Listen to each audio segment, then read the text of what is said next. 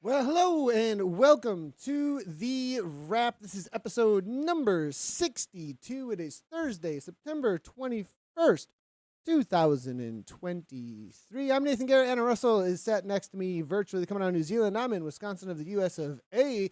And we are talking all things Zwift. That's what this show is about. And it's all about what's up for around the last week or so. It's racing, it's events, it's tech, it's fashion, and we are live on Twitch, YouTube, Facebook, and Twitter. But you can also download this as a podcast anywhere that you get your podcasts, or go ahead and head on over to ZwiftCommunityLive.com. Go to the podcast tab, and you can find all of them there in our RSS feed, as well as usually the workout of the week if we got it in the right format. So we'll see how that ends up working out. I think we got it this week. For sure. And it's a good workout this week, actually. Not too much suffering and a lot of base foundation. What's coming up, though, besides that on the wrap this week, we're going to be talking about a ZRL roundup because we've got 2 weeks down so far. And we've got a TTT coming up. We're going to be talking about what we think has been absolutely awesome about it, the best tactics, etc., the teams, the standouts. We'll also be talking about the TTT strategy, as this may be new for a lot of riders out there for this next week. So we hear from the teams a lot about really love it, no idea what they're doing, figure out whether or not I can ride it, and if I want to, etc. We've got a little bit of an argument. Ooh, I'm not liking this voting. This is gonna definitely, this topic. We're bringing out the logic mind of Nathan here at this point because ZRL or ZRL. I don't even know why this is a question, but somehow, because Anna put it out on her New Zealand feed, I think, in social media from her population, they got a 65 to 35 vote for ZRL. We're going to have a real conversation about this population. Anyways. I'll just jump in real quick too that I went deep in the weeds on the history of American language. So be prepared for that one. Oh, man. This is going to be a good one. I love it. Gabby's got some topics for the week as well. How to find and join a team. That is a good one. ZFTP community live covering across the categories. So we're going to also a little bit of conversation about ZFTP, how to find and join a team, as well as some updates on what we're covering across categories on Zwift Community Live. There's a lot more coverage going on across all the categories, as well as a lot of new race broadcasts being added. Coach's Corner this week, we're going to be talking about how to introduce weight training for cycling specific. This isn't going to be about if you just want to go weight train. This is actually going to be very cycling specific tips and tricks that you can do. B-Base workout, it's a workout that we actually wrote this past spring. That's the workout of the week. We'll talk about that, and it's mainly a foundational workout. And the Jersey Pick of the Week is Aeonian, and a few other things at the end of the broadcast, but that's going to be it for us today. Let's jump right on into it. So, Anna, I'm gonna throw it at you because I've been talking forever. What's your intros get longer and longer every week. I'm like, well, we got to really 15 minutes in. Well, I mean, if you took speech class, okay, it's you tell them what you're gonna tell them, you tell them, and then you tell them what you told them, right? That's how it works. Okay, good. There we go. I like it. Honestly, Nathan, I've had a great week. So really? I'm up to now. Are we supposed to be surprised about that? No, I'm excited. So it's Friday here. I have spent 10 hours on the bike this week. So far. 10 hours. And that doesn't even include the 4 Didn't you get a hour. New coach? Somebody's holding her accountable. So it doesn't even include the 4-hour gravel ride I did on Sunday last week. So I know, I'm pumped, man. I'm feeling good. I messaged Claire. So Claire Cameron, my new coach, I messaged her yesterday and was like, damn, this is awesome. I'm feeling super great. I actually met with my surgeon yesterday to have my 6-week follow-up. So I was like, man, it's only been 6 weeks since I had surgery. And I went in and he's like, oh, it's always good to see a patient be able to get up from their chair and walk properly to the room. I was like, oh, I'm doing Just so you know. I was like, that's a low bar. So I'm doing a lot of riding and running. Is that okay? He's like, oh yeah, great. Do you feel fine? I was like, yeah. And then he checked everything out and I was like, what? I did do a little bit of a race in the week? Like, is this okay? She's like, oh yeah, you're also giving a little humble brag about your life. Oh yeah, I'm there. doing a race. Yeah, look at my recovery. I also kind of like did a race. You think getting up is okay? But I actually raced my bike, Doc. Okay. Yeah, exactly. And he was like, no, everything's sweet. So I was like, oh my gosh, that's so awesome. So I'm pumped. I did some really like, if you came into my Twitch stream, it's like a lot of reps of sweet spot. And I upped my FTP by 30 watts this week. So I was like, well, I feel a lot Can you better. give an So I put it up. explanation about that? Can you give because people who might not be newer to the training space are like, I just kind of randomly up my FTP by 30 watts, like from week to week. So no, so my process of recovery was like, so it's week 6. You had surgery. So Anna had surgery. I had surgery. Everybody. Yeah, just so you know. And then I got very sick afterwards. So I took 2 weeks off the bike. Then I took 2 weeks to like build up. And then week 5 was put my FTP back in at like a number that was low and made the workouts just achievable, but with a bit of pressure on the pedals. So I knew if I was damaging anything, it would be apparent pretty quick. Everything was sweet. So then this week upped it to probably like 10 to 20 watts below where I would have my like peak FTP at like peak physical fitness. So on the journey, like we've talked about with FTP testing, I'm not a huge at this point in time, I said it's almost completely irrelevant to do an FTP test because probably next week it'll be completely different because I'm on like quite a steep road to recovery. So anyway, I was like, whatever, I'll lift it. And it felt good. Like, I think the sweet spot efforts, I did notice though, Nathan, like a bit of decoupling in them all. So like I was watching my heart rate and it was like just creeping the whole time. And I was like, okay, I've probably put it too high, but I'm not like dying. But the last 2 efforts of each, like, how long were they? Just wondering. So I did 3 lots of sweet spots this week. 2 lots were 6-minute efforts and 2 lots were 4-minute efforts. Yeah, that decoupling, it's a little, because like if it decouples after 20 to 30 minutes, okay, it's expected because it's almost a threshold effort. But because 6 minutes, you probably just a little 30 watts, maybe 15, 20. You're like, oh, I want the whole cake. Give me the whole cake. Oh. But honestly, you'll be so proud of my what we call restraint. So we had That's why you did 10 hours. That's why you did 10 hours. There we go. No, we had a teammate who couldn't race. So we need a 6th team member for our ZRL racing on Wednesday. And I was like, well, I'll just come in. I'll just cruise around at the back and DS. Oh, right. And then I was like... But then I was like, I can't, like, I literally couldn't sprint because I was like, I haven't seen the surgeon yet, so I don't want to like muck anything up. So I'm not doing any sprinting. But it was kind of fun because I just did like reverse lead outs. So just like went off with way too early, which tip for everybody. If you want to muck up someone else's sprint, it's actually a tip I got from Christina Grossman. She's a great sprinter, but she says the thing I hate the most in those races is if someone goes early and it completely mucks up my sprint. And I was like, because you don't know what to do. You don't know what to do. You're not sure this, you're not sure that, and you can leave a sprinter in no man, no woman's land. Like, that is the worst situation for a sprinter in Zwift, especially now if you have a team that knows that 100% you can trust for a lead out though, and it isn't like a team that's just trying to get all of the best that they possibly can, which it makes a lot of sense. This isn't even saying that teams are doing it wrong without having a lead out. But if you don't have a committed chase it down person, then it's the worst because the sprinter's like, what do I do? And they're like, I'm going to be the lead out person. And it totally screws everything up for sure. So I knew that because it was FTS, because it was a unique sprint. Sorry, we're going into ZRL, but I'll go on this tangent for a sec. Because we knew it was a unique sprint, every sprint banner. So FTS points were huge because you weren't repeating them. So I knew so many of the good sprinters would be hanging at the back of the pack to come through and get FTS because that's what you do. So when you have a rider go off the front and then people at the front chase them down and then the pack spreads out, it's really hard for them to get FTS unless it's your teammates who you've said, I'm going super early, be in the top third of the pack so that you're ready. Oh my gosh, unbelievable. So great tactics. I did that.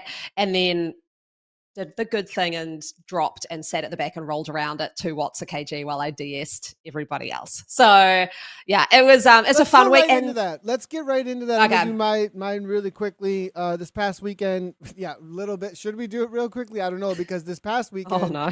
Schwamagon, Lifetime Grand Prix. For those that are all over the world and don't know or aren't in the cycling scene quite as much when it comes to North American racing, the Lifetime Grand Prix is the premier space for off-road, essentially. At this point, you have 35 athletes, men, 35 athletes, women, that are all invited. There's a $25,000 prize pool to the winner that goes down only a little bit down through, I think it's top 10 or 20. So it's a huge thing. You have, ex or even current World Tour pros, that race within it. It's high level. So we jumped into that. My race went not that great. I had 2 mechanicals, a flat tire, and a broken chain. Ouch. Was going really good. Was with the leaders. Okay, oh well, Nathan's race. We'll revamp and come back at Iceman maybe. Gabriella. So sorry, was that a DNF? Like, can you finish? No, I walked for so I had some people come in my stream and ask me, and okay, this is a little humble brag, but I had people come into my stream and ask me, Nathan, how you feeling about your time? And then, you give the eye roll a little bit, like, you really think that's how weak I am? But because I walked for 10 minutes. I walked for 10 minutes. I did 2 CO2s, couldn't get it to seal. And then I found a guy with a floor pump and pumped it up until it finally took the sealant. Like, it wouldn't take. Finally it took. Then I just kind of started. Then, oh my gosh, there was a guy. I don't know what was going on with the sag wagon from the 40 that morning, because the Schwabmagon 40, it's a 40-mile on the Birkebeiner Trail, largest ski race in the world, one of the largest ski races in the world on the winters. Well, we race on the Birkebeiner in the summer for Schwabmagon. So 40 years, one of the oldest, longest standing American mountain bike races. It's been going for on that long. Anyways, so, this guy is doing the sag wagon from that morning, because they go off at like 8 or 9 a.m., the amateurs. And so there's still people out there walking their bikes up some of this stuff, hanging out or whatever. And the sag wagon guy is like in the way of the pro race. Like, I was like, hey man, like, I'm pumping up the tire and I see him stop his vehicle, like in the middle of it's like a, an ATV vehicle or something. In the middle of the trail, I was like, hey, pros are coming. And the guy was straight up like, oh yeah.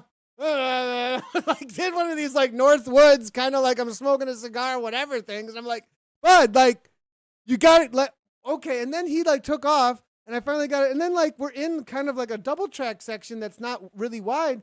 And he's like, kind of like following someone. I'm like, dude, there's still people coming. Like, cause anyways, there were still some pros behind me. I don't know if they had mechanicals as well or just way back or whatever. So anyways, rolled in with a younger kid for a sprint, and in the sprint with him, broke my chain. So yeah, it was quite the interesting day for me. So broken chain is race over, right? Yeah, but we're coming to the line. So I was able to, okay. yeah. We're coming to, and we're coming to the line and broke my chain. So anyways, the flat was one of the main things. Anyways, but okay, that's Nathan. I wasn't going to focus on Nathan's thing, but you asked me a bunch of questions. So Gabby, on the other hand, she said that she was sitting in and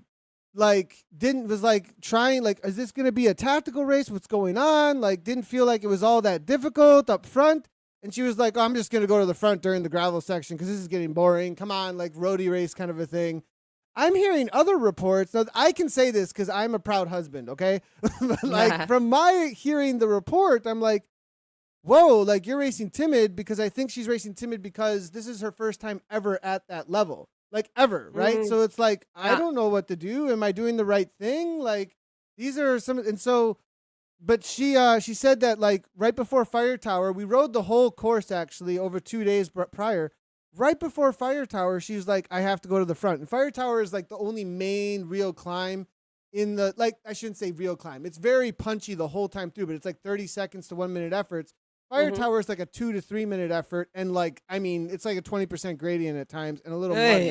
Yeah, with a lot of rocky sand sections. So she went straight to the front and just went hard, real hard. She got third on the KOM.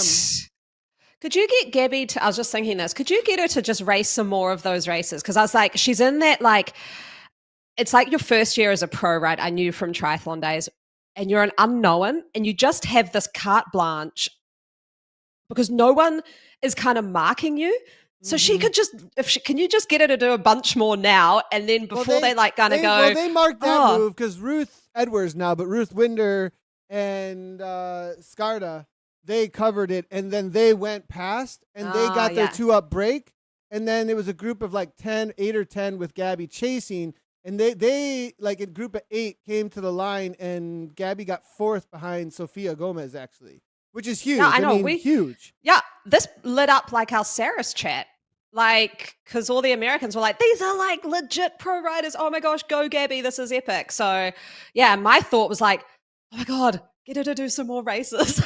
Like, it's awesome. We're in the mix of like, okay, what does the next year look like? You know, and the thing is we had just planned on doing that race, and then it was like, well, because they all have like a racing block. They've all been training through August and September from their break. They had like a little bit of a break, and then boom, they're gonna race up until Iceman, which is the first week of November. A lot of these riders, and so we're just kind of on break doing Zwift racing now until Iceman probably, which is a very different situation. So maybe more planning for next year. We're starting to throw some things together, but we're really focused on Zwift racing. So that's what we've been up to.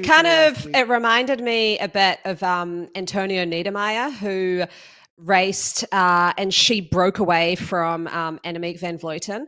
And because Annemiek van Vleuten was like, I don't know who this person is, she just kind of like let her go. And then Antonio won. And I was like, but then the problem is now she's done that, it'll never happen again because they're a marked rider. So I was like, oh my gosh, like it's so exciting. It is. We're pretty excited about it. So we'll see what happens. Need to putting together a lot of plans. Now, racing Lifetime Grand Prix is a whole nother commitment though, because Swamigan's the shortest race. Okay, a 2-hour full-on mountain bike race versus like Unbound is in there. You know, there's SBT like there's some huge gravel races that are like 6 to 12-hour finish times, which is a very different thing than our XC background. So we got to really think about that one too. All right, that's what I've been up to. Spent a little bit of time on that, but ZRL roundup. We've also been doing ZRL this past week, so that's a good one to. Do we start with? How are you saying that, Nathan? All right, let's go there. ZRL roundup, ZRL versus ZRL. It seems to me that, Anna has done some research now on exactly how you should say. My main thing is, ever since I was a little kid, when you look at a letter and you say the letter, but no, that doesn't work with the letter C. It doesn't work with the letters. There's quite a few letters in there that you don't say the letter in the same way. I just don't know in any way though, ever. Like sometimes we use the letter C by saying C. We don't ever say ZED when using the letter Z. Like Z is literally never, ever, ever used in the way you use that letter. So is it just like because it was hard to understand the pronunciation of when somebody says Z and you're like confusing it with other things, and so you need to say Z? Or is it come from the Latin? Like, where is it coming from? Okay, so I'm probably gonna be like really uncontroversial on this. So yes, the voting went 65% ZRL, 35% ZRL.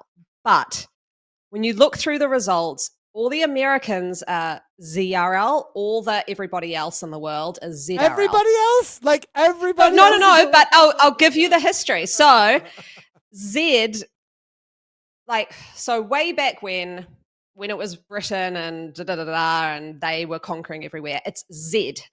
But in America, it morphed into Z. So it morphed into Z, they said, because it rhymed with C, D, E, and they were like Z. So it just morphed into that. So I will accept ZRL if and only if you are an American. If you are Canadian, UK, New Zealand, Canadian, Australia. North America? Canadians. If you were saying ZRL, Abby's that doing is a not. TTT next to me. I gotta know what they do in Portuguese. Is it Z or is it Z? Z. Oh, for her, it's not even either. Well, I can't speak to non-English speaking languages. And it depends on where that non-English speaking person has learned English. Good call. So, but my beef is with anybody outside of America, English speaking country. My beef. You should be saying Z. So I say Z, I'm from New Zealand. You do not say Z. But the problem is, because all of us watch so much American TV and because we sing this freaking Sesame Street alphabet song, Aaron which Bleakley goes, came in chat. No, he did. Yep. So my kids are sitting there, they're going A, B, C, Z, and I'm like Z. So Anna's on her kids about this. Like, this is serious business. I mean, as Aaron Bleakley above us shows, Sesame Street had Z, but we still say it correctly. So, oh boy. Yeah, but I will admit there's two correct answers. Americans, Nathan, you're right. You say Z. Well, everybody else, you say Z. kind of got me a little bit because here's the thing: is I do feel like the Z probably comes from something Roman or old school somewhere, and the change is American. And I don't know if I'm down with that. Like you're convincing me a little bit. You're kind of pulling me over a tad. Well, so Z is technically correct in England, Scotland, Wales, Ireland, Canada, India, Australia, and New Zealand. Z you can make a technically really good correct in argument America for like historical language, and that the Americans are the people who came in and messed with it. Well, Americans kind of like, maybe we need to do, I don't know enough about American history for this, but like there's a few things I'm like, why? Like, why do you use miles? And why do you use, like, I have to tell all the riders when we race, please change your Zwift settings to kilometers because I'm only talking kilometers. And then, there's a few things in America, like, why is that different? A few things. But anyway, that's that's one for you, maybe. Why miles? Why inches? Why feet? Why pounds? There's all these differences that sometimes I'm like, that's this so one interesting. Is really, I mean, the chat is blowing up. Katie's coming in here, even too. Yeah, well, she's from the UK, so she'd definitely use Z. Yeah. But Americans, I'm happy for you to use Z. So when I hear you and Dave Towle saying Z, I'm okay. It's not going to rack me up. I'm not going to come into your chat saying Z, Z, Z, Z, Z. Yep, there we go. So, okay. Cookie's in the chat. I got to know what. Okay, so there we go. There's a lot of, for those who are just listening on the podcast, we were going through all of the comments coming in that were saying Z, Z, Z, Z, actually. So I think you might, I was surprised to see the 65%, but now I understand. You know what that actually makes me feel good is that we have a very broad across the world listening / viewership, right? And so if it's 65-35, makes a lot of sense. So that's pretty cool. There we go. See. Yeah, I like that. So other than the pronunciation, Nathan, how did you find the racing? I've calmed down on this one now. All right, so racing this past week, I suffered, and I think we lost Anna for a second. No, I'm just getting my drink Anna was bottle. like, how'd your racing go? Boom, out of here. Like, I'm out. I don't want to hear. So, the reality of front loading a race on McCurry 40. So those are wondering, McCurry 40 was this past week, Zwift Racing League, and we had a points race, but with a kind of hard course. Like, it wasn't like the course was easy. Like, there was two semi-significant climbs, right? The first climb right from the gun up toward the temple area, or is it a temple or is it a castle? I don't know. And then you sprint right off the bat, and then another sprint within the next 5 to 6K down in the countryside. I mean, that's a front-loaded race because it isn't like you're sitting and waiting for a sprint. You got to go. We were pushing from the gun. I saw like 350 watts, so that's like 5.4 watts per kilogram, 5.5, and then like ramping up to almost 400 average. until we hit the sprint. And then I had to sprint 13 or 14 watts per kilogram in the sprint. I mean, that is a full gun 1 to 2K effort or 3K effort or whatever. And so the front loading of that effort, I think, for a lot of people, because across the board, the feedback was great race. Wow, that was really hard.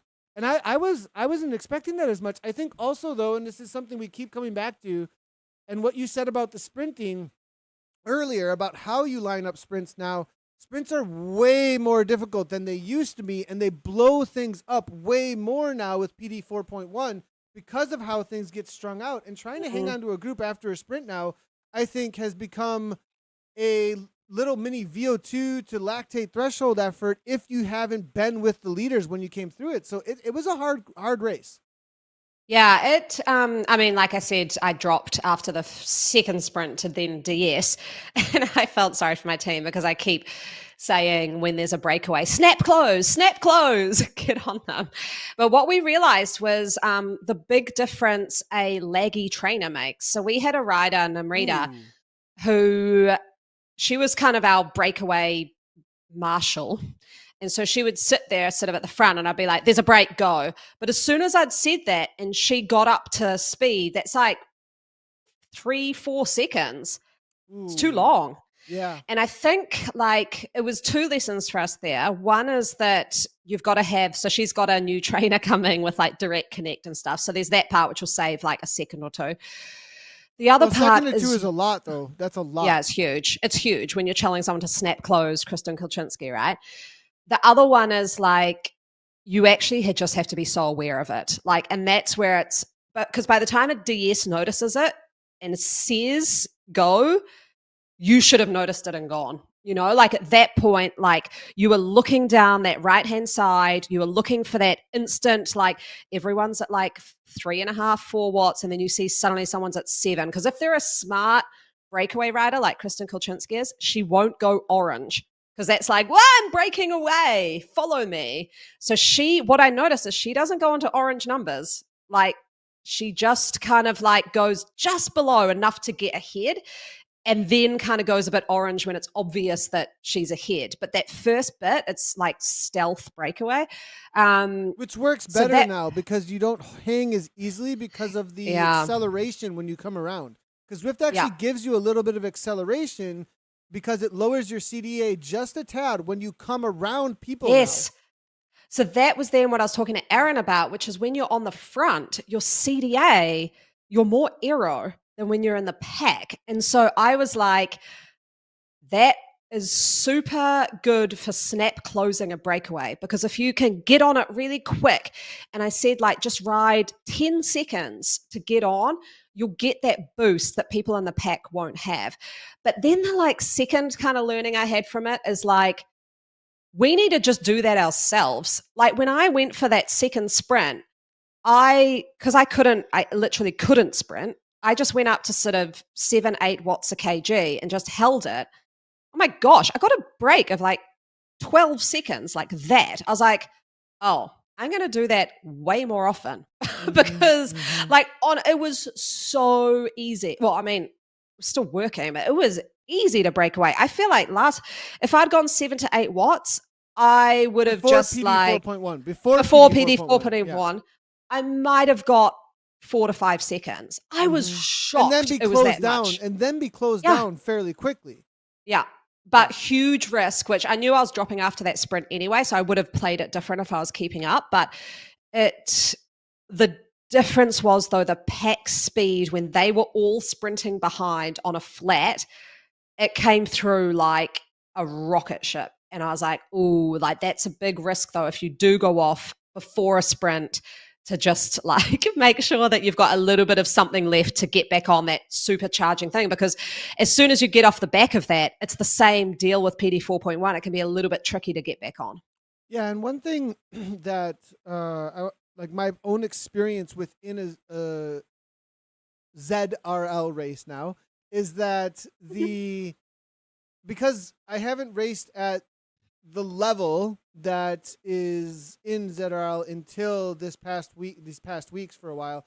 And so I remember the emotional experience. I'll say the emotional or the like knee jerk, like what's happening here, like my brain clicking over into a pattern of thought.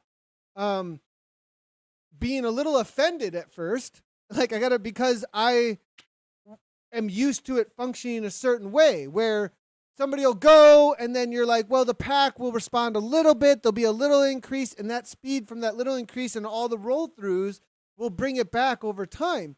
And so I have built into my like neural network in my cognitive brain, the lazy Zwifter is in there.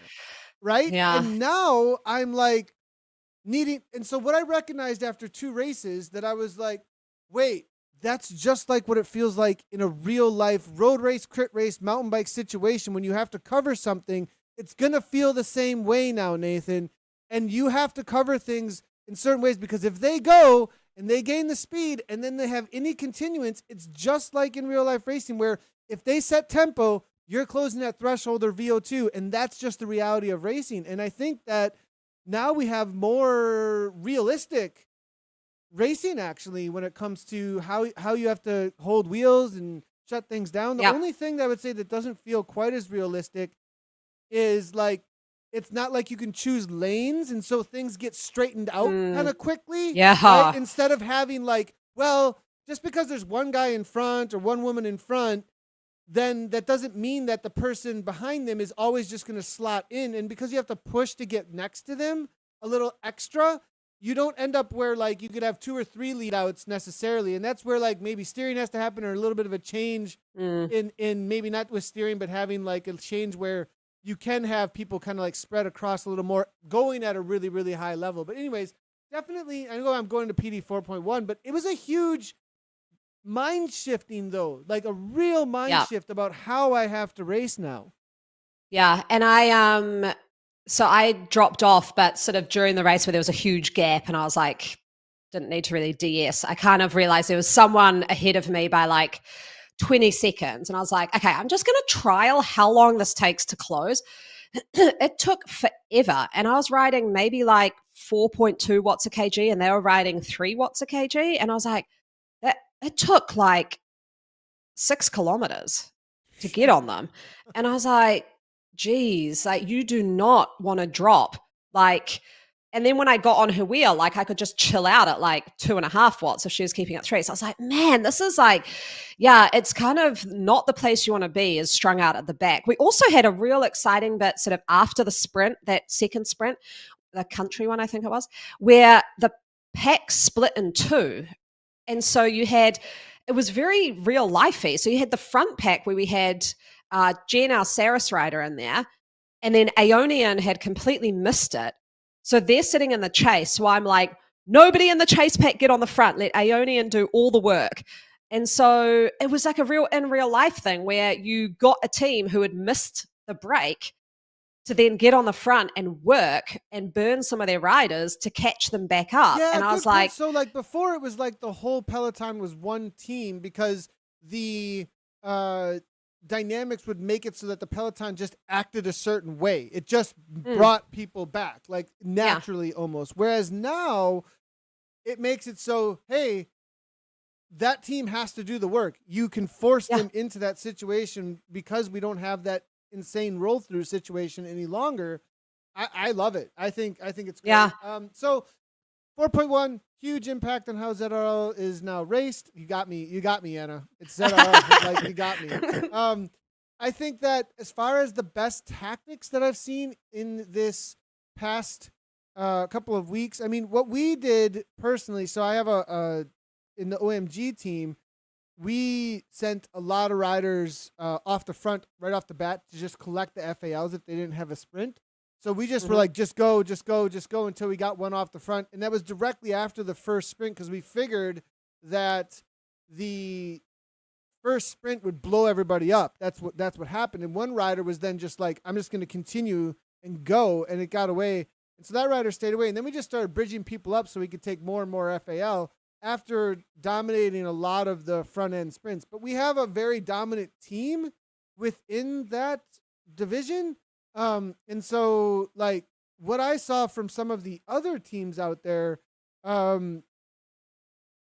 the way that this is what I think. I think that the best tactic I've seen when you have a more parity within the entirety of that category in that division, where everybody's fairly equal, is that you grab a lot of sprints up front, and then the whole race changes when it becomes an FAL only race. So you had the Shisa sprint that the climb once you hit Yurikaze into that last point sprint, and then you kind of set somebody up to go from there as best as you can to just go get the FAL. So I think if you front loaded the sprints as best as you can, and then really battle for an FAL because the 40, 35, etc., and try and get as many off the front from there, that's what I felt like was the best tactic, because really it was a points race followed up by an FAL race with a really long section. Like there was a good 10K until you hit that final FAL across the line. Yeah, I think that's true. I think our team's in a sort of a different situation this first round. We've got a few new riders. We've got a few coming back from sickness or whatever. And so we're kind of using this as a lot of learning with new pack dynamics. But we sort of had a chat afterwards, and I think we can now be a bit more strategic with how we're doing it. Like, I think the big thing, like when I got away so easily, it was like a bit of a light bulb for us. Like, hey, I think we can play these points a little bit more tactically. M. Nyquist like crushed it for us. She just positioned so well for every sprint and really got FTS. Good. Like in this episode, there's been multiple comments this last 2 weeks, like, what is going on with M. Nyquist? Like, whoa. Yeah. Well, she's been putting in the hard work. Like when I was in Colorado, we met up and went for a ride together. And like she's had a coach and she's been putting in heaps of hard work. So, which we're speaking about today. So I think, no, seriously, like she's really doing well. So yeah, I'm super proud of her. So she's doing awesome. And I think like for me, I'm still the like I want to be known as the person who may not be like the most powerful, but tactically astute. So I'm always looking for ways to kind of like play the game, because that's what I love about it. I have had Tepe come into chat though, which you might be able to expand, as he said the 4.1, so PD 4.1 slingshot was fun to use for lead outs. What's he talking about? Yeah, so there's been nice. I love his face. It's a big nose, man. In that image. So what you can do is, because the draft is so obvious, like and who you're drafting on is extremely obvious now, is that, and then you have this slingshot because of the CDA speed. So if somebody jumps on your wheel and you're a lead out person, right, and then you're at, let's say, I don't know, 10 watts per kilogram, 9 watts per kilogram is probably what in the A category rate. He's an A plus rider. So I'm assuming somewhere around like 10, 11 watts per kilogram. The person who's kicking is going to do 13 to 15 watts per kilogram. And so what happens is that there is that speed boost and that CDA reduce that you can do, and you can almost kind of like create this snowball train of, but it's not free anymore. That's the difference, is it's the other way around. It used to be a free snowball train because you would sit in a draft and super tuck past with a lower CDA because you just sat there in the draft in some sort of a way, right? Like, and so now it's more of like you have to punch past. But if the person in front of you is doing that lead out, you get when you punch past, you also get that acceleration that comes with it, but you have to be able to punch past. Now, the thing is that the people behind you, they might be sitting in as well and be able to punch. So it's so like real life now in those sprints about timing, because if someone's on your wheel, the truth is in real life, if they have more and there's enough landscape left, there's enough meters left to go, why does every sprint come down to the last 200 to 150 meters? Because the person behind you is getting an advantage and can punch past. And so that the slingshot is the same thing that you would kind of experience in real life. And I would say test this. Get into a lot of races and get this down, because jumping on wheels is way more important now, and knowing what wheel that you're on, because in the past it was like just sprint with this blob and just go until whoever can just roll through in the blob. But that doesn't exist quite as much anymore because things spread out a lot quicker. So I think that's the slingshot he's speaking about. Okay. Yeah, that helps. Although I am looking at the upcoming races, and we'll talk a bit about the TTT next week, but we've got a scratch race with Tour of Tewitwell, so points don't really matter. We've got Temples and Towers then, which is 3 climbs. So practice the sprint lead outs, but maybe for next round when we get a few more sprint lead outs to try. So TTT, okay. real quick. Like a lot of people are going to be new. If you didn't sign up for a TTT, I'm doing TTT tonight because it's been a while. And so I'm doing a WTRL TTT. If you don't know this, WTRL, the ones who run the Zwift Racing League, that community organizer actually came out of Team Time Trials as the way that they became one of the biggest community organizers on Zwift. And so every Thursday they run zones similar to what's in the Zwift Racing League. And so Thursday TTT, get your team together and you can practice this every single Thursday. Definitely go and check that out. I'm going to be practicing tonight. I don't know if I've done one. I might have done one since PD 4.1. I'm not sure. So it's going to be interesting to see how this goes down.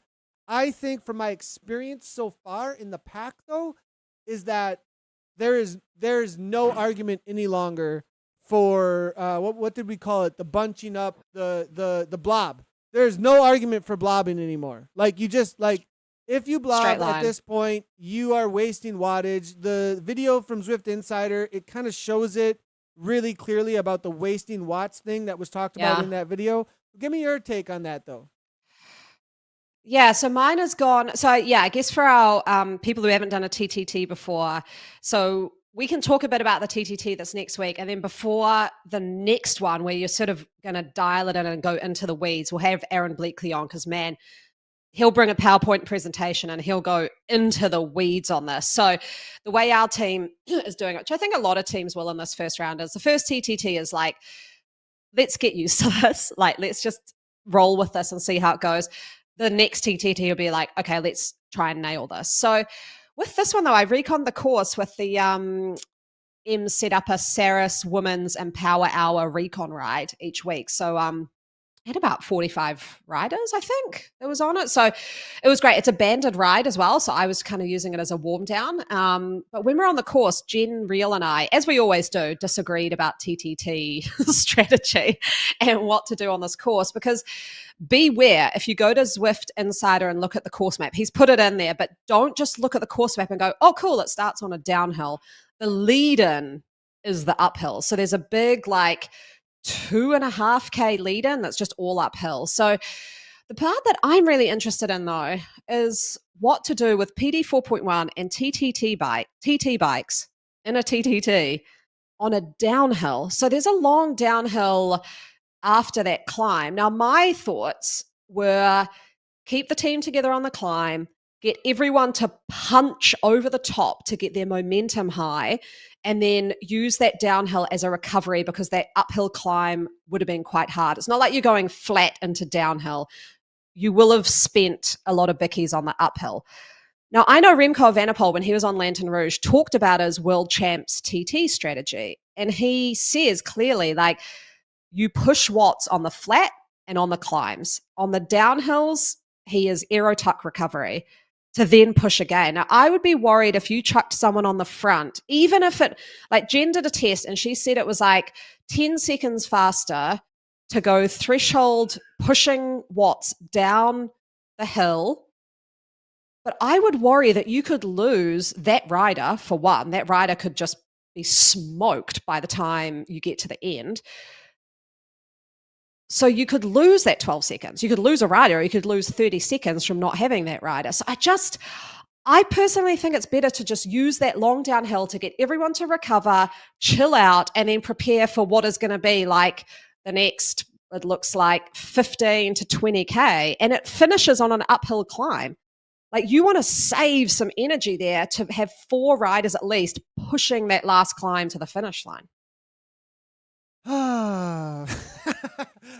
So on that one, I'm 100% sold on putting your strong. I've thought about this a lot, and I wasn't sure in pre-show when we talked about it, and now looking at the course and knowing that course, that is the downhill on that course is if it was just a straight downhill, I'd still say put somebody on the front with like some acceleration here and there to make sure it continues to like a little bit of the I old agree with school that. punch through. I a little agree. bit of the old school Yeah. punch through. But now because this is a snaking switchbacks with a lot of like fairly flat into downhill, flat into downhill, flat into downhill, I think that you're going to have one rider who's got a solid half a watt per kilogram more than everyone else. Everyone knows that rider. That's if it's straight parity, then it's just whoever's got the legs, or you start rotating through.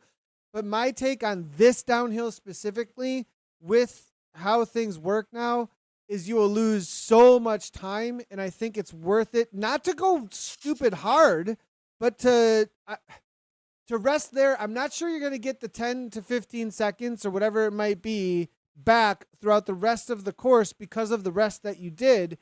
I think that like a happy medium, yeah, of course you're not going as hard as you went over the climb, but I would say like punch it through the sharper downhill sections, like to get as much speed as possible, and then go into a high tempo with somebody on the front, or even threshold with your strongest rider, because they're not going to get dropped later. Your strongest rider, if they have to sit in a little bit, they're going to recover because they're going to be way under compared to your other riders. And so they have the breadth. They've got the room to work with. And so you give that rider the work on the downhill. That's my take on that. Yeah. I see this as real risky. Really? Like, yeah, see, the reason I see it as risky, and I'm looking at like my team specifically, so it could be really different for other teams. I see people are going to get at the top of that. You always start a TTT super excited, right? You're like, yes, yes, yes. You always go a bit hard. That's where a good DS comes in. You add into this an uphill. Now, we've got riders on our team who are lightweight climbers. You know, I'm looking at Megan Rathwell, who I will have pace the climb. Now, she gets super excited, and I have to constantly be like, yes, tone it down. Oh my God. Times, and she definitely pushes the pace for your team. Megan Rathwell. Yeah. So this is going to be the first 5K of this for a DS is going to be super stressful, because it's like the whole climb, I'm going to be like, tone it down. And there will be someone straggling off the back who will be like, I'm fine. And you're like, well, you're not. And you're going to get to the top of this climb and you're going to be totally wasted. And in your mind, everybody always goes, just get to the top of the climb. Just get to the top of the climb. Just get to the top of the climb, right? They'll get to the top, and then Jen will be like, sweet, threshold effort downhill. And all I see then is that rider mentally will be like, oh my God, like I am so tired. And now but the with downhill, PD4.1, you can sit in. But no, Aaron said, so Aaron agrees with you, but he said you have to be so careful on the downhill, because if any rider gets yes, 100%. If any rider gets a gap, they have to work so hard. So all I see is that rider, and I don't know who it'll be on the day, but it'll definitely be one or two, will struggle on the climb and be like, oh, I finally made it at the top. Then they will get a little gap on the downhill, and then they don't have the watts to bridge it because they're so wrecked. But what you're saying though is not whether or not the tactic works, it's whether or not there's enough responsibility on the individuals to do the right thing. Like, it's because if Jen goes to the front, let's say in your situation, you have a rider and she's not watching the meters from view 3. She's not watching the meters from view 3 in underneath her avatar, and not saying like, oh, someone's out of control, or not watching, or on sauce, you can even see whether or not there's a gap if you have the little. She should be in. Thing up, she should be in view 0. If you seriously, if you're pushing watts off the front, you need to be in view 0, so you can visibly see where everybody is. Like, I'll be telling her that actually. I think then I'm happy with someone going threshold if 50% of their headspace is keeping on themselves, and 50% of their headspace is, where is everyone on my team? Because we have that on my team where like people will I almost sometimes am like, hey, like we don't gotta flex, we gotta go fast. Like, why are we flexing on the front? Like right now when we're dropping 3 people and everyone's getting mad at each other. You know what I mean? So yes, you can't have that. But if it's executed as a team, as a well-oiled machine who isn't dropping, I think that well executed threshold on the front's the fastest way through through this race. because it's also a really tricky one when you look at then after that, the turns and the power targets you're holding, because it finishes on the climb. The crazy thing is, like in our team, you'd have like, say, Em and Megan, who are great climbers, lightweight, good climbers. So you'd want to save them so that they can put all their effort into that last climb because they'll be just naturally really good at it. But they've also got the lowest raw watts. So what do you do here? Do you have like, potentially it could be our higher watt riders who ride a little bit less and save a bit of energy for the last climb. It's going to be super interesting to see how it plays out. It's a real it's a TTT it's interesting course. that it ends. So this is a custom finish too. Then No, I think it's No? Rulma Pool. So it is So, literally okay, how that okay. finishes. Yeah. Okay, So it gotcha, finishes gotcha. up that climb. Yeah. it finishes It's up the climb you start on. Yeah. Ouch. Now, I mean, that doesn't change my opinion about the downhill, but like it just goes oof. Like, ow, Yeah. that's really good. Because that's essentially just going to be like, please don't drop the team. I mean, that's more what I'm concerned about is the final climb. Is that, hey, yeah, you're going to go, what you're going to do is you're going to set the highest possibly pace that you can that doesn't drop your weakest fourth rider. Like that's the main goal, is to encourage them on with your wheel. Like as much as you possibly can, encourage your fourth rider on with the wheel. That is all you're looking to do, is to get them to the top as fast as you can. Not you to the top as fast as you can, to get them to the top as fast as you can, which is really difficult sometimes to make happen. I think it's going to be a course that really rewards good teamwork. Yep. To be honest, Yeah. which is what I really like. It's going to reward teams who have a DS who can, wha-cha, the team, wha-cha. You know, what's that called? For those that don't know, that can whip the team into shape to make sure that they're all doing what they're supposed to. Wha-cha. Oh wha-cha. And can just see with view zero the whole time, like who's struggling, pull it back. Like I'll always scroll through people and look at heart rates and be like, I can tell you're pushing far beyond what you need to. So everybody needs to slow down a bit, or we've got to drop that rider, you know? So I'm excited for this one. This will be good. And then Aaron's going to come on for the next TTT, which, looking at it, is the Greatest London Flat, which Aaron said he was quite excited about. He said a lot of people have sort of approached this and think of it as like a bit easy, but he said actually, like if you approach it, he actually did our race plan when we raced on this course like 2 years ago, and you were commentating it actually, and we'd gone from the first TTT being beaten by a minute to the second TTT beating everybody. Yeah, we beat everybody by a minute. I remember that. Yeah. You really did your homework on that one. That was a big deal. I remember when we covered that. We can go back and watch that even. Like, maybe I should not have Aaron on then. I don't know. No. We'll share the love. We'll get everyone doing PRs. Oh, it's good. Okay, so now let's move on to the next topic here. Kind of within this, a couple of questions that came through. This is something that has come up a lot, is how to find and join a team. And this is like a solution that's kind of needed out there. One way that a lot of people do it is through the Facebook group. Like a lot of times there's a lot of there's a ton of posts within the Zwift Racing League Facebook group specifically tagged recruiting. So if you head on over there, you do a search, you'll be able to find a lot of recruiting over on Facebook within the Zwift Racing League Facebook. A lot of communications go through there. There's also the ability within the teams on the WTRL website to say that you are recruiting as well. So you can go to the website and figure out whether or not teams are recruiting as you look through.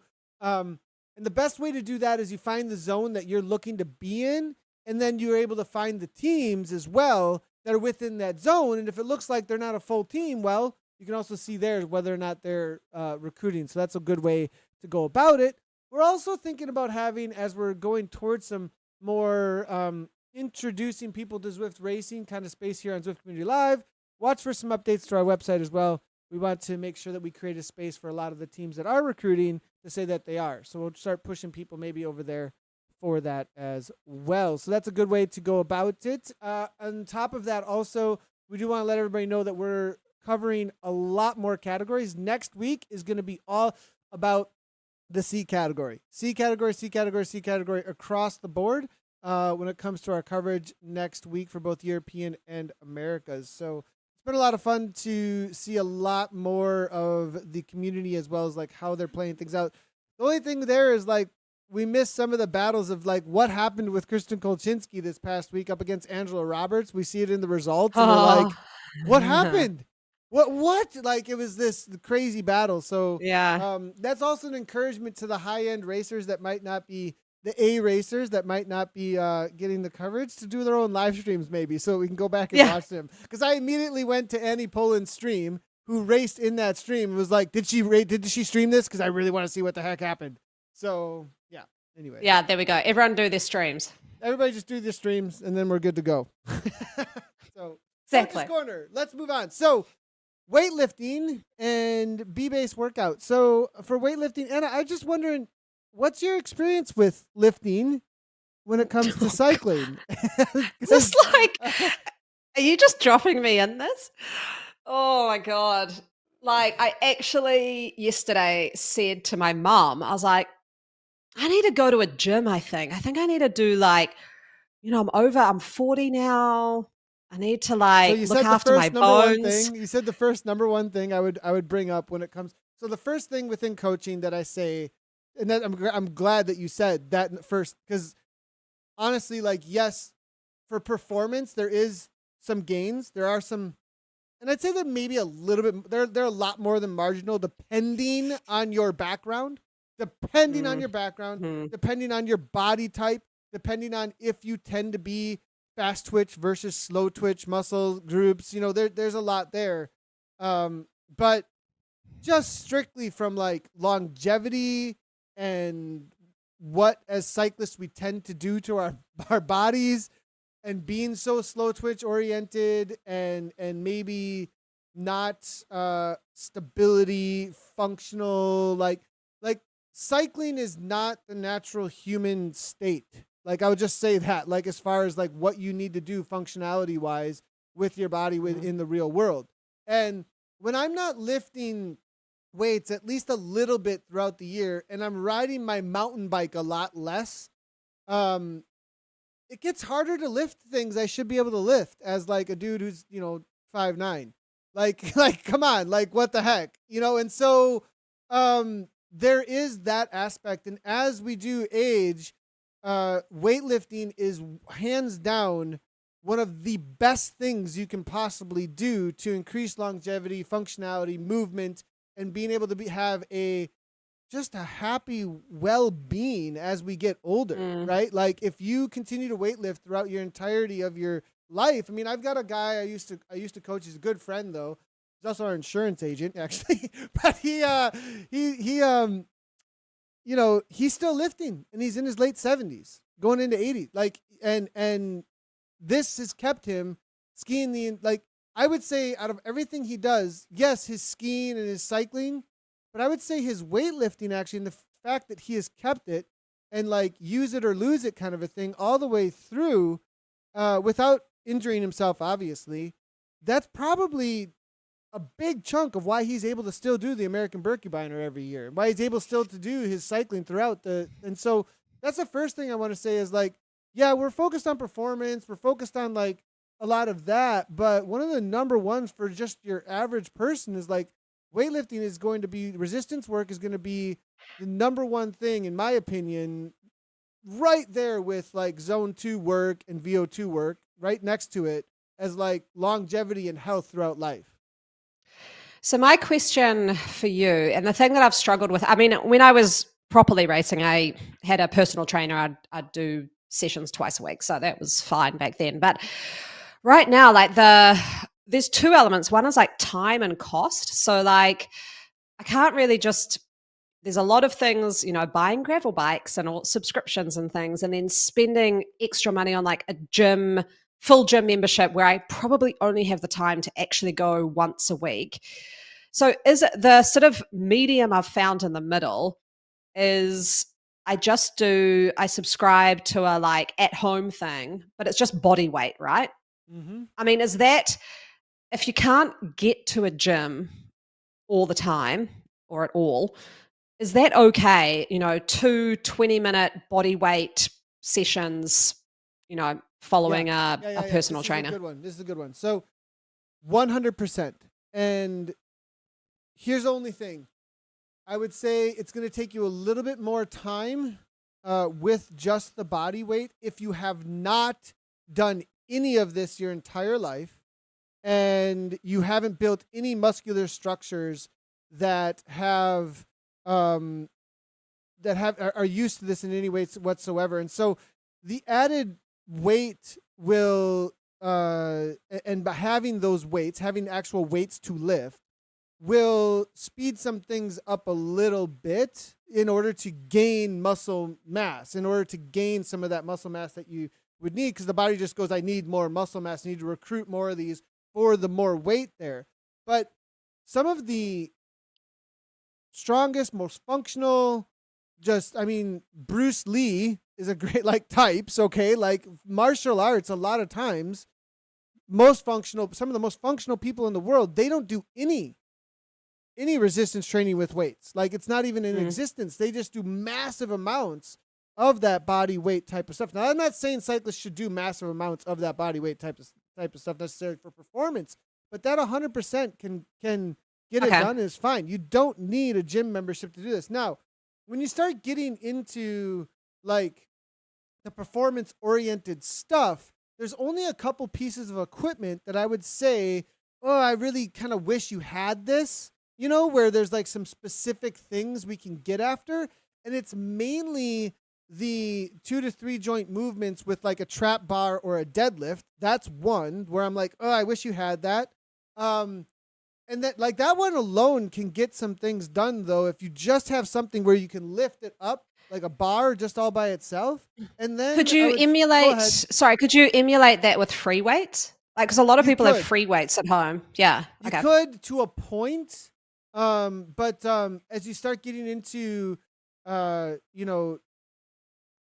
athlete who is pushing somewhere from like 65 plus kilograms, like once you hit that like 60, 65 kilogram, I'd say 60, yeah, right around those low 60s up, you start getting to weight levels that like don't make sense anymore with those free weights. You're gonna have to really start stacking a lot of free weights on there, and then the imbalances and stuff with that. But at the same time, having more on a free weight and doing those movements, and you find your imbalances actually. So that's a little. So we're kind of jumping all over the place a little bit here.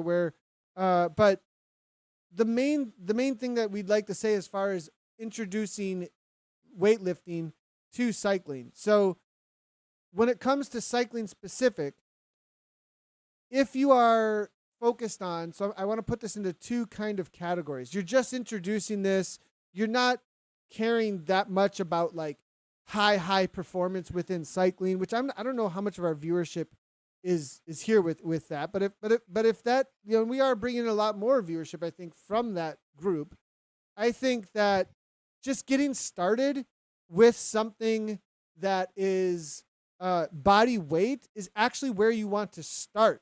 Like I would not actually just jump right into the weight room necessarily. Like I would start with like, how's your core?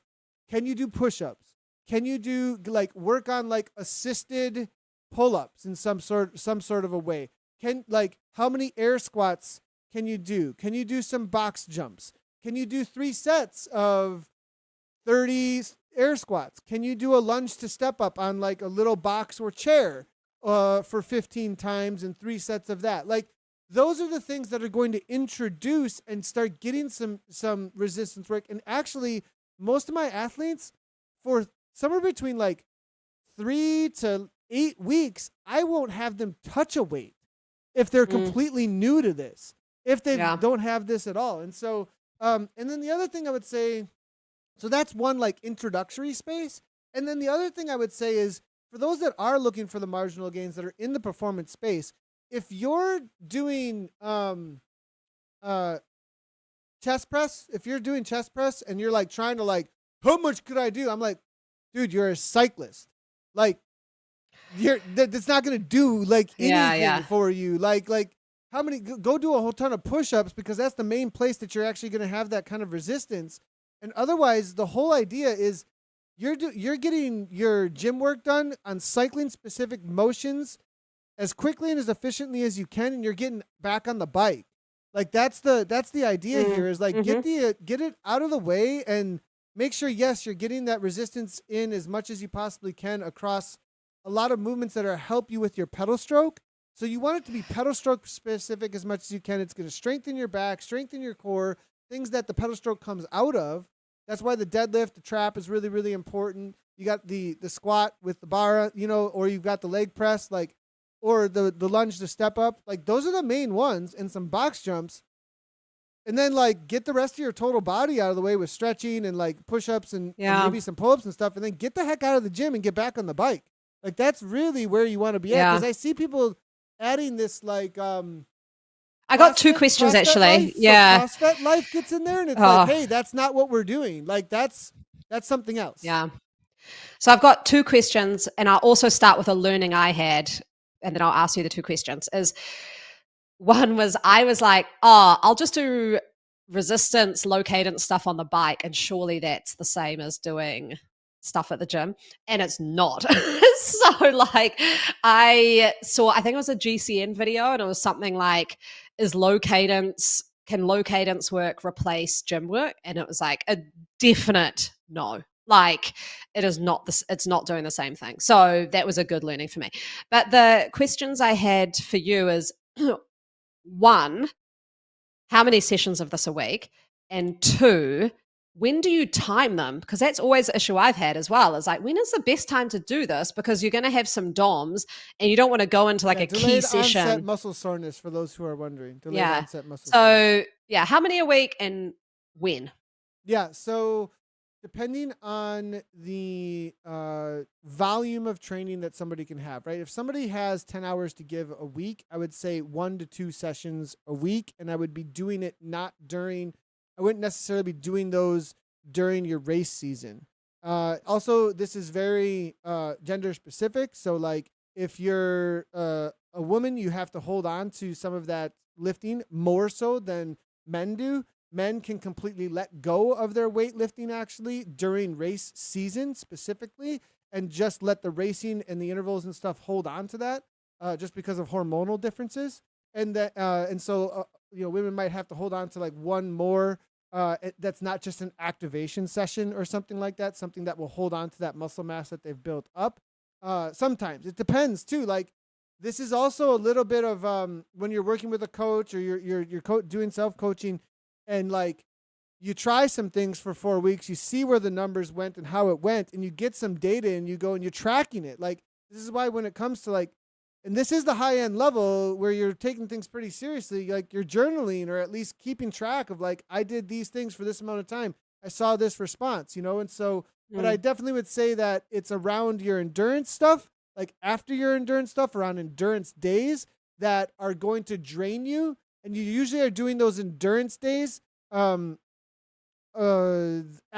the day after intensity days, or a day or two after your intensity days. And then you have enough time to recover, because you don't want to do these. The main thing you don't want to do is lifting, and then you need to perform at a very high intensity. Those two things don't go together at all. So you give the space. So I always schedule endurance days and lifting the day after, or really closely to those after the intensity, to give space for intensity to come like way later, like 2 or 3 days later. So my timing I would do is, my ZRL race is lunchtime on a Wednesday. I would do my body weight stuff Wednesday evening. Say that one more time. I'm sorry. So I'd race ZRL lunchtime on a Wednesday, and I'd do my body weight session Wednesday evening. Yeah, I think that that's fine as long as you've recovered well. One thing that's really, really important that a lot of people might not understand is that there is a good amount of glycogen needed for these movements. Like, you still need to, like, you need to be recovered. One thing that came in with Sweet the Cyclist actually saying, and this is a really good point as well, is that protein intake when it comes to these. And is a really big deal too. So making sure that you're getting enough protein when you're doing the weightlifting, and really like so for me though as well, just don't change up how you're already kind of doing things when it comes to recovering from cycling efforts. Yes, Mhm. add a little bit of extra protein, but you also do need like carbohydrates after Yeah. your gym sessions too. Like you have to really, and I see a lot of people, I got a protein shake and it's just protein. I'm like, you used glycogen while you were doing your Yeah. weightlifting session. It's a massive take of glycogen in those weightlifting sessions too. So the main thing I wanted to bring into the weightlifting thing, though, was like, especially for those that are looking for big gains, is that this is a cycling specific thing. Do the total body without weights. So, yes, strengthen your core, strengthen your upper body with push ups, some pulls in some sort of a way, but not with much weight. It's more going to be about like just getting those sets in with not a whole lot of weight, using your body weight. And then when you do introduce weights, it's mainly to the lower body, and you're not looking to be a pro weightlifter. You're not looking to, like, you get the guys in the gym with you and you're walking and I'm like, whoa, okay, I'm going to do what they're doing because they're pushing weight. Oh, all right, we're pushing weight around, and it gets like, I think this is a dude thing, man. I like, think you guys in gyms. This is kind of why I've just never been like super keen on going to the gym anyway. I'm like, oh, there's so much testosterone floating around in this place. I get the same feeling about it, and I'm like, Oh. oh my, I roll my eyes a But little bit too at it. I will say to like some of the parents out there that, I mean, you do look like a bit of a weirdo, but like a really great place that I've found to do this is when your kids are at the playground. Like a playground has a good lot of natural terrain you can use. It. You can do box jumps up onto the step. You can do like try and do the monkey bars, do some chin ups, We do used to some do like this. That's so awesome. yeah. We used to do the same thing. 100%. Yeah, so I might start actually just getting the kids involved in doing some of this. So yeah, I think, and I mean you'd agree, right? Something is better than nothing. Yeah. 15 minutes little circuit at a playground is better than sitting there on your phone. Some of You the know? best resistance shape I've ever been in was just with body weight work. So Mm. if you search Gojuru karate warm ups, those have been a part of my life since I was 16 years old, and it has always been my warm up actually. And one of the goals within that is just to be able to do 50 push ups straight. You can do 100 sit ups straight. You can do 100 air squats straight through, and then you can up it from there. And I mean, you can get crazy resistance fit just with your body weight, like, and then change it up. Obviously, find some other movements to get every single little. But and within Gojuru, those were just the warm ups, and so then we had a lot of different stances and different things that would work. Because I understand, like, okay, there's some very specific muscle groups that you're after that you're not going to get them all, but it was just warm ups, right? But that's kind of like my base is like, can I do this? Can I do 50 push-ups? Can I do 100 sit-ups? And can I do 100 air squats? Like, and if I can do that comfortably and doing that on a regular basis a couple times a week when I'm not in season and not taking my energy away from that, it's a great starting spot. Add some other stuff with step ups, box jumps, etc. You don't need to necessarily go to the gym, and then add the weights slowly in as you learn. It's another thing. Do not get injured. If you feel twinges, pay attention to them. They're happening for a reason, and stay away from that. Figure out what you might be doing wrong in the way you're doing that movement, and then take some weight off if you've added weight, and make sure you're not, because the whole idea is to get strong and not get weak, right? And not injure yourself. Yeah, So exactly. be careful adding weights as well, but it's definitely a huge benefit longevity-wise, and then you can get benefit, but you don't really want to be weightlifting a whole lot in season or round races that are important. You want to kind of in both, like in a week in and week out sense, when you're building, keep them away from the high intensity workouts, but definitely do them. And then as you head into season, it's the same kind of idea as like we might let them go or only do one session or so a week, etc. So that's the weightlifting. There we go. Yep. I hope that helps. Done. It's motivated me. Anybody wants to, go ahead and let us know if you got more questions. We'd love to answer more specific questions as best we possibly can. Maybe it's for Reddit as well, but make sure to leave some comments, etc., or contact us over socials. So, all right. So our workout of the week, it's actually B base build. I'm just going to show it here on the lower right hand there. If you're listening on the podcast, we'll just put this up in the workout of the week. You can always find the workout of the week over on ZwiftCommunityLive.com in the podcast tab. We put it up right above the latest podcast. Now, this is a workout that's mainly zone 2 with little zone 3 bursts in there. And the idea of this, so we've talked a lot about zone 2 over the last few weeks. Zone 2 is blowing up over the last year, etc. But one of the things that is talked about within zone 2 training, I think that might be missed, is the idea of there's different kinds of, there's different, how do I say, there's different levels within zone 2 even. There's different energy amounts of types of energy sources that are being used even within zone 2. As you start to enter, so zone 1 is purely your fat, like you're burning fat, you're burning fat, yeah. You're burning fat. That's all that's needed. As you enter into zone 2 more and more and more throughout the breadth of your zone 2, you start introducing more and more and more sugar while burning fat, right? And so you're still burning fat, you're still burning fat. And the whole idea of the high end of zone 2 is to be burning fat and sugar next to each other at the highest level that both of them can be doing. That's kind of like almost shifting to zone 3, but not quite getting there. And that's when you're doing, and so I'll incorporate like lower zone 2 training still on days where I still want to get some benefit, but like I am kind of done. Like, or yeah. Like I'm on the edge of needing a recovery day, but I still need the volume. Okay, so that's lower zone 2, etc. But I've got these zone 2 push days, and B-based workout here is a zone 2 push day because it incorporates just a little bit of 3 and comes back to 2, little bit of 3 and comes back to 2, and so your FTP is set pretty well within Zwift, or within whatever the program that you're using to use this ERG, or maybe you're out on your Garmin and you're watching this. And you're watching this going, okay, you're paying attention to that respiration where it might be just a little bit of not quite burn, but if I keep going here, I'm going to, and back it right on down. And just, and so you're pushing that edge, and this is where you can grow your zone 2. You can push it to a little bit higher wattage, and it's actually pressing into telling that zone to have a higher watts and also a higher burn rate, and really telling like the mitochondria, the cells, like this is the kind of work we need to do at this point. Whereas the other is more of a maintenance and a calorie burn and learning fat. Like they're two different ways of doing this. Yeah, I'd say I had a good sort of experience with this last night. So I've had a big week of cycling, and I was pretty wrecked after like a 2-hour workout during the day. And then I had my club spin session that night. And I was like, I'm just going to reduce the bias and make this as kind of a targeted zone 2, like, so it keeps it interesting and I can still, be part of the workout. But I realized pretty quick, like I couldn't even do that. Like, and I think that's where sometimes people need to realize like zone 2 isn't like recovery riding, like what you said before.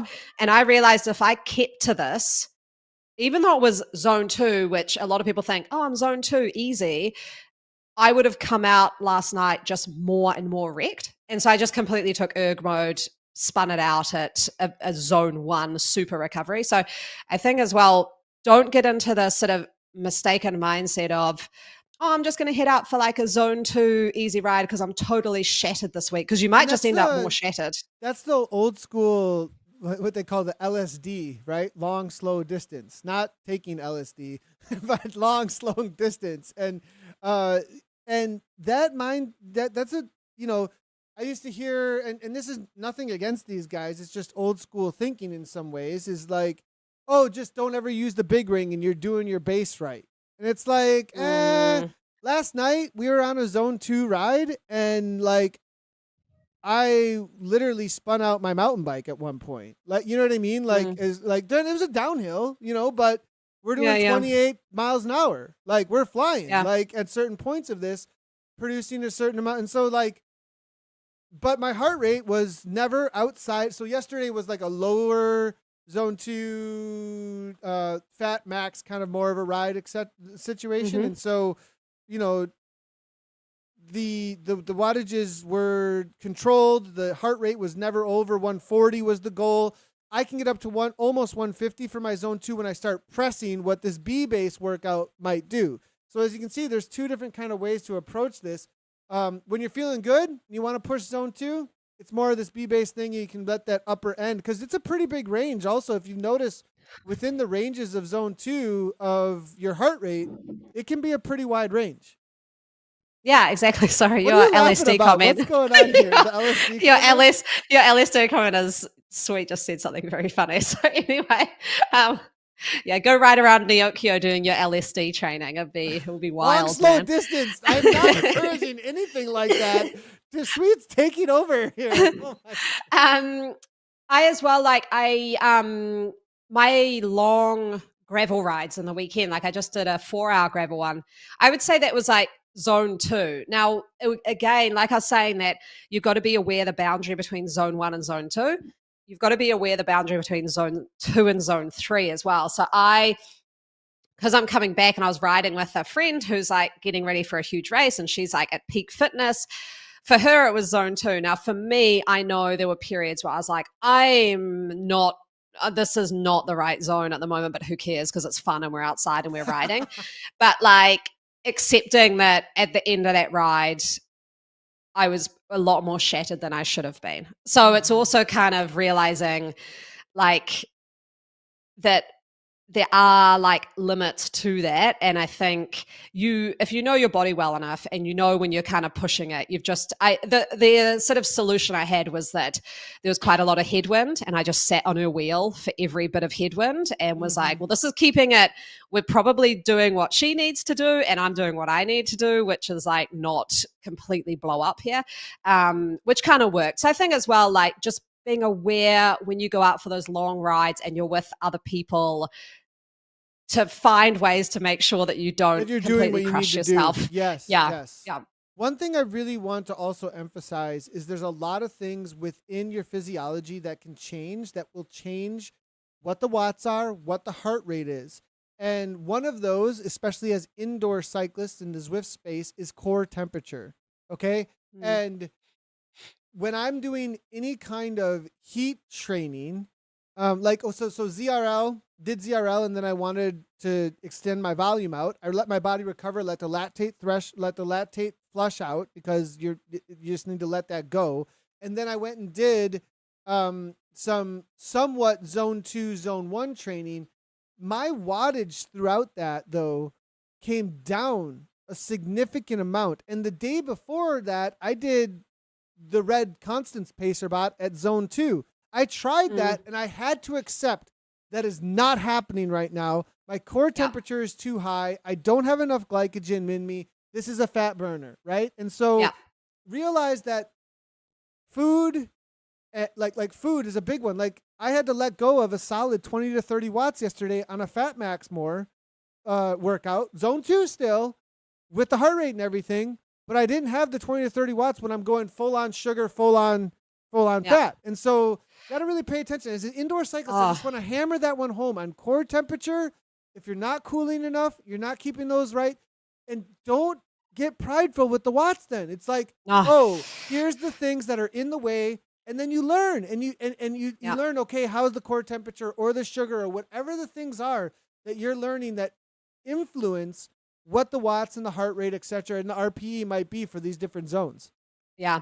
I mean, the good thing for me with the outdoor gravel is I don't have watts on there. I don't have any power. And so, but I know when I'm going into like a zone 3 area is there's like 2 signals. One is I get teary, like I'm going to cry. So, or like kind of, so where there were parts of it where we had. Wait. Is this a new barometer? Like we have heart rate, we have watts, and then we have RPE, and then we have whether or not you're crying. Yeah, well, it's like because you've obviously depleted that your emotions are coming out, and it's either like anger or crying. And so I know when I started to get that like teary feeling, I was like, I'm going a bit deep here. The other one is I started like, I don't really love eating sausage rolls, but all I wanted was a sausage roll. Ooh, and I was like, that's okay, a big one. like, yeah. If you start wanting something that's fatty, like if you start looking for like some of that more protein, fat, greasy food, you know that you're going into that area for sure.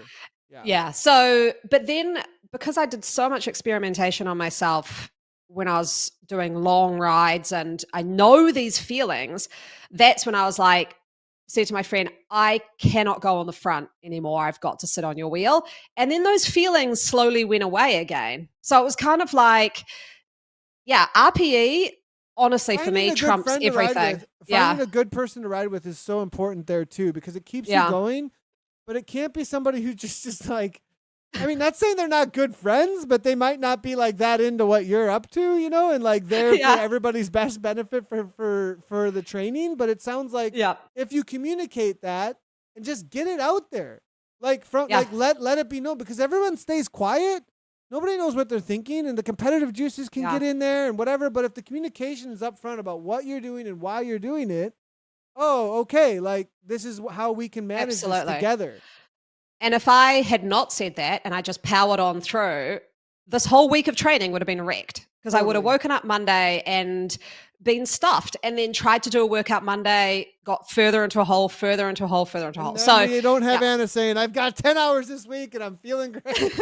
Exactly. Yeah. Yeah. Well, all right. Well, let's go on here. That is Coach's Corner, B-Base workout. It will be uploaded immediately after this podcast, so make sure to check that out. That's your introduction to weight training. We'll do, if you like the weight training stuff, we can bring in some more of that. Maybe bring in an expert specific to weightlifting on around cycling. That'd be kind of cool maybe in the future. Let's check out the kit of the week, as it is now why did you pick this? Because you're looking at it a lot, competing with it all the time, or what's going on here? The Aeonian kit. That's literally it, is that they're in the USA East women's category and they're crushing it at the moment. They're leading the league. And yeah, I saw this kit a lot, and I was kind of, like I said, because I was de-essing, I was sort of like roaming around the kits, doing close-ups. I was like, oh, that Aeonian kit is actually really rad. Sweet. It is pretty sweet. It is pretty sweet. Yeah. Now, World Champion is on this team, Aeonian race team. You've got some of the fastest of the fast. I mean, this is like the top. I would say Aeonian is arguably the like Jumbo Visma of the world in some ways. Maybe not quite there, but they're pretty high up there at this point. Yeah, and I just kind of hadn't given enough kudos to the kid, I think. It was just because I had a bit of time looking at it without my heart rate being like 170, where I'm like, and don't really see anything other than a mash of colors. So yeah, beautiful kit and a great team, like awesome team. So very awesome team. They do an shout out amazing to job them. for women's racing. Absolutely love it. And great kit. Yeah. Let us know what you think. I give this a solid 8.5. I give it an 8.5. It's even leaning toward 9, but I'll say 8.5. Yeah. Good kit. I think that's good. Yeah. And just on a side note, I spent 10 minutes before the ZRL race trying to get that two-tone Tron just looking perfect. I don't know if there's a hack to get that quickly, but every time Zwift does an update, I have to redo it. Really? And I'm like, I'm pretty sure, like it just defaults back to like some slide, like somewhere on the slider, and stop messing with my Tron. Stop messing. It takes me so long to get to it. And, the only thing Anna's thinking about is whether or not her fashion is going to fit. I know. Yeah, exactly. All right. Well, that is the fashion. Let us know what you think about the Aeonian kit. What's your rating on that? What's coming up for the next week, Anna? What you going to do over the weekend? Well, Nathan, I'm going mountain biking. Whoa! Actually, I didn't know you had a mountain bike. Do you have a mountain bike? I do. We have like 4 mountain bikes here because my husband's really into mountain biking. But he built me one, but I'm actually not using that. I'm going to use he's trusted me with his Santa Cruz something. Blur? Santa Cruz Blur? I don't know. It's a blue one. I should yell upstairs and ask him. I don't know. If it's what it is. Is it a hardtail? Is it a softtail? Like no, it's like a quasi. It's neither. Yeah, it's I'm like so tempted to just yell upstairs, but it's a kind of it's not a downhilling one, but it's got a lot of travel. Oh, gotcha. It's a trail bike. Okay, gotcha. It's like a trail bike. Yeah, got it. Yeah, I don't know. It's cool. I don't know. Anyway, he's trusted me with it, so I'm going to take that out, meet with a friend, and go mountain biking, and probably one of the best mountain biking areas in New Zealand, the Redwoods Forest. Like I think I said last week. So yeah, and then there's a a mountain biking duathlon on randomly when we're there. So if the weather's good, we might take the kids and they can do the kid option, and I'll do the adult mountain bike trail run duathlon. Awesome. Wow. Competition. Good to hear. I want to hear about how Yeah. that goes for next week for sure. For me, I'm going to be doing a lot of riding.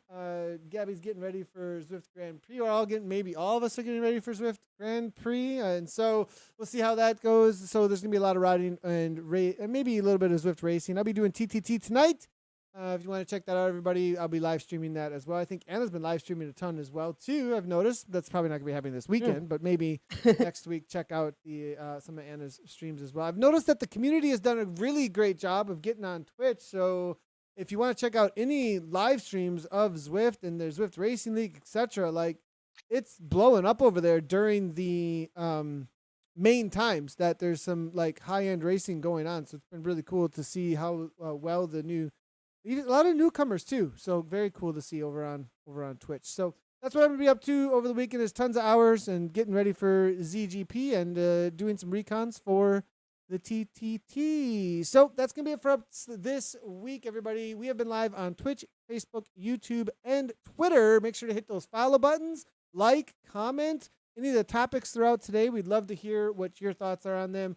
The workout of the week, again, over on ZwiftCommunityLive.com. We'll also be having some new news posts about what's the broadcast from the past week, as well as what's coming up the next week over on the blog at ZwiftCommunityLive.com. So that will be the hub for everything Zwift Community Live. Head on over there. Make sure to sign up as well to get the newsletters. You can do that in the upper right-hand corner. From me and Anna, I really appreciate you guys all listening in. If you're listening in on the podcast, not live or live, we absolutely love seeing all of you, and we'll see you next week for episode number 63. As always from us, ride on.